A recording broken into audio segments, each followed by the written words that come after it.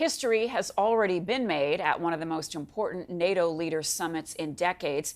Sweden has now moved a major step forward in its bid to join the fold, and members are debating a bid by Ukraine to become a member.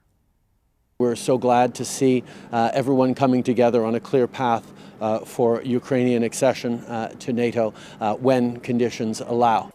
Much of the focus of the gathering in Vilnius is expected to be on plans to expand NATO and enhance support for Ukraine in the aftermath of the Russian invasion. Sweden's path to membership got a major boost when Turkey withdrew its opposition to the plan. Hungary, the last remaining holdout, is expected to follow suit, but so far there's no firm timeline for Ukraine's eventual membership. Ukrainian President Volodymyr Zelensky, who will be attending the summit, slamming NATO leaders today for what he's calling an unprecedented and absurd lack of timetable for Ukraine's potential NATO membership, adding it seems there is no readiness to invite his country to the alliance. With me now is Dr. Ron Huebert, professor of political science and fellow at the Canadian Global Affairs Institute. Good morning. Thank you for being with us. Always my pleasure, Marcy. All right, so let's begin by talking about the major step made on the eve of the summit beginning. Turkey giving the green light to let Sweden join NATO. How significant is this? It's huge. I mean, I think a lot of people were shocked, first of all, when Turkey's resistance to Sweden and Finland was much firmer than was expected.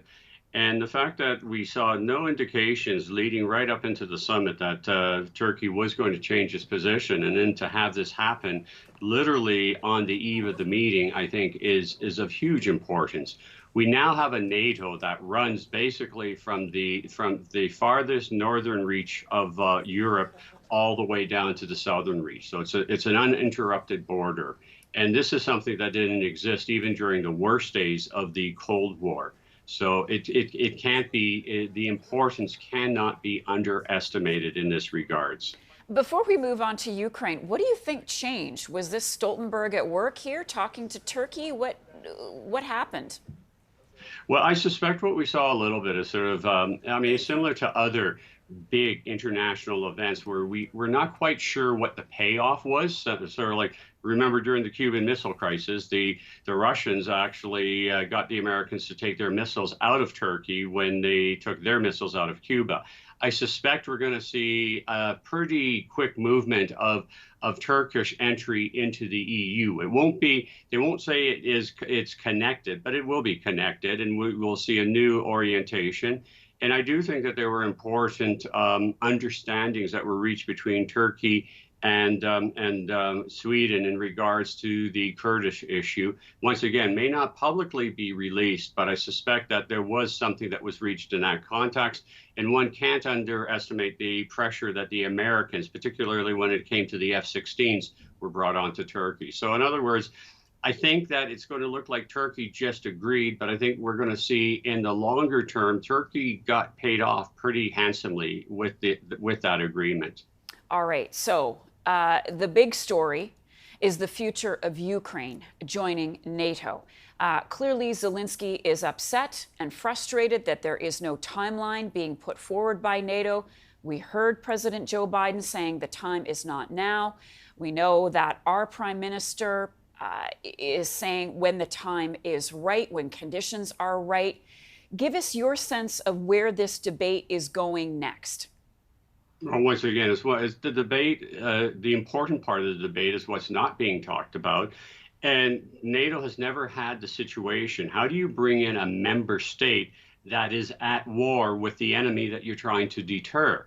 So do you get up and do you say to Ukraine, hey, you know, you can come and join once the war is over, because then you can understand what type of strategic focus that then gives both the Russians and the Ukrainians in that regard. So this is totally unprecedented. I mean, if NATO turns around and says, okay, Ukraine, we're ready to accept you, because remember, collective security means an attack on one is an attack on all, which means that if you bring Ukraine in now and they are in fact attacked, which they are, does that mean that the rest of NATO then is at war with Russia to do so? And so how do you work around that? And that's really the major issue. In other words, I think that there's been enough of a major shift that from 2008, when only the Anglo-NATO countries, it was Canada, United States, and Britain that were really in favor of including Ukraine and Georgia into NATO. I think now that you do have the acceptance by all NATO countries that Ukraine is going to come in, but once again, this issue of how do you bring in a state that is at war into the alliance without necessarily committing the alliance to war. And that's just simply something that nobody ever thought you had to figure out. And this is what they're dealing with right now. Well, Zelensky must understand that. Well, from Zelensky's perspective, though, I mean, you are, in fact, at war. There is the possibility you can lose that war. He may understand it, but from a point of national survivability, I can't see a single one of the other political leaders doing anything different from what he is doing. In other words, if it was Biden, Trudeau, or any of the other leaders that were the ones that were at war trying to join NATO, they would be saying exactly the same, and you and I would be saying exactly the same thing too.